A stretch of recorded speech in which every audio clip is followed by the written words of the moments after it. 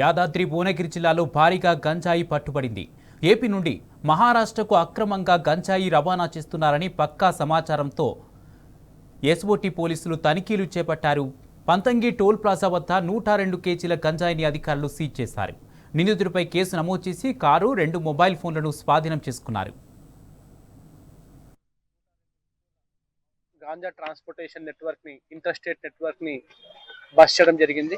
ఈ గాంజా అనేది మనకు ఆంధ్ర రాష్ట్రం నుంచి మన తెలంగాణ రాష్ట్రం ద్వారా మహారాష్ట్రకు వెళ్లాల్సిన రూట్ లో ఇన్ఫర్మేషన్ తోటి మనం ఏర్పాటు చేసుకుని ఈ వెహికల్ అప్రహెండ్ చేసేసి అక్యూజ్ కూడా పట్టుకోవడం జరిగింది. సో వివరాల్లోకి వెళ్తే నకుల్ కైలాష్ గైక్వాడ్ ఇతను మహారాష్ట్ర వాసి. ఇతను ఆంధ్రాలో ఒక సప్లయర్ తోటి కాంటాక్ట్ పెట్టుకుని ఒక వెహికల్ తీసుకుని ఆ వెహికల్ ని గుర్తుపట్టడానికి అవకాశం లేకుండా వివిధ నెంబర్ ప్లేట్స్ కూడా మెయింటైన్ చేసుకుంటూ ప్రతి ఒక్క ప్రాంతంలో కొంత దూరం తర్వాత నెంబర్ ప్లేట్స్ చేంజ్ చేసుకుంటూ దాన్ని ఆంధ్ర నుంచి మన రూట్ ద్వారా మహారాష్ట్ర తీసుకెళ్లే ప్రయత్నం చేస్తుంటే చౌటుప్పల్ పోలీస్ వాళ్ళు పట్టుకోవడం జరిగింది.